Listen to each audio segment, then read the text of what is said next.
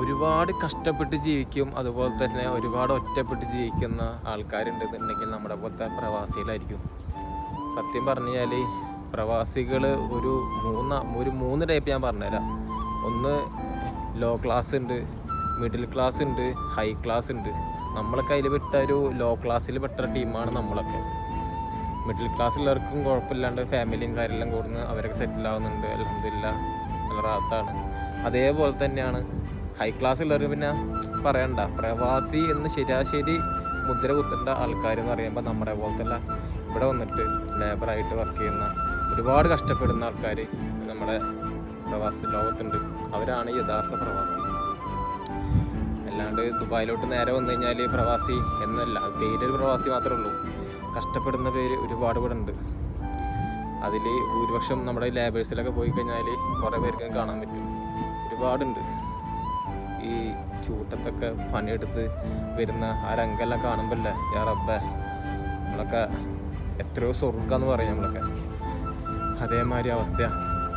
അപ്പോൾ ഈ ഒരു പ്രവാസി എന്ന് പറയുമ്പോൾ കൂടുതലും കൊടുക്കാനുള്ളത് അവർക്കാണ് നമുക്ക് കൊടുക്കേണ്ടത്.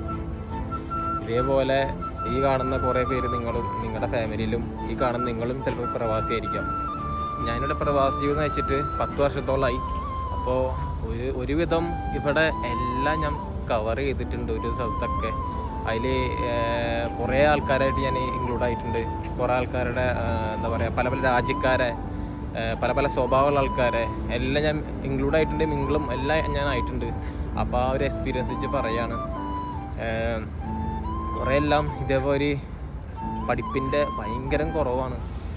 സത്യം പറഞ്ഞാൽ പഠിപ്പിൻ്റെ എന്ന് പറയുമ്പോൾ അങ്ങേയറ്റം കുറവുള്ള ആൾക്കാരൊക്കെ വന്ന് കഷ്ടപ്പെടുന്ന കാണുമ്പോൾ നമ്മളെ സത്യം പറയില്ല, നമുക്കൊക്കെ ഒരുപാട് സങ്കടം ഉണ്ടാവും. ഒരുപാട് സങ്കടം വെച്ചാൽ ഒരുപാട് സങ്കടം പറയാൻ വാക്കുകൾ നമുക്ക് കിട്ടില്ല. അപ്പം ഞാൻ പറയുന്നത് വെച്ച് കഴിഞ്ഞാൽ ഇനിയുള്ള ആൾക്കാരൊക്കെ, ഇനിയുള്ള ദുബായിലോട്ട് കയറാൻ വരുന്ന ആൾക്കാരൊക്കെ ഉണ്ടെങ്കിലും നല്ല രീതിയിൽ എഡ്യൂക്കേഷൻ അത് മസ്റ്റാണ്. പഠിക്കുക, നല്ല രീതിയിൽ പഠിച്ചിട്ട് ഒന്നില്ലെങ്കിൽ കൈത്തൊഴിലോ ഇല്ലെങ്കിൽ എന്തെങ്കിലും ഒരു പഠിപ്പ് പഠിച്ചിട്ട് ഇങ്ങോട്ട് കയറാൻ നോക്കുക. അതായിരിക്കും ഏറ്റവും ബെറ്റർ. എല്ലാം ഉണ്ടെങ്കിലോ ഇവിടെ വന്നു കഴിഞ്ഞാൽ വീണ്ടും നമ്മൾ ഒരുപാട് കഷ്ടപ്പെടേണ്ടി വരും. പണ്ടത്തെ കാലത്തൊക്കെ ഒരുപാട് കഷ്ടപ്പെട്ടിട്ട് കുറേ പേരൊക്കെ കഴിച്ചിലായവരുണ്ട്, കഴിച്ചിലാവാത്തവരുണ്ട്. അതൊന്നും ഇപ്പോൾ നടക്കില്ല. അപ്പോൾ അതുകൊണ്ട് പറയുന്നത് എഡ്യൂക്കേഷൻ മസ്റ്റാണ്. എല്ലാവരും പഠിക്കുക. ഇത് മാത്രമേ പറയാനുള്ളൂ.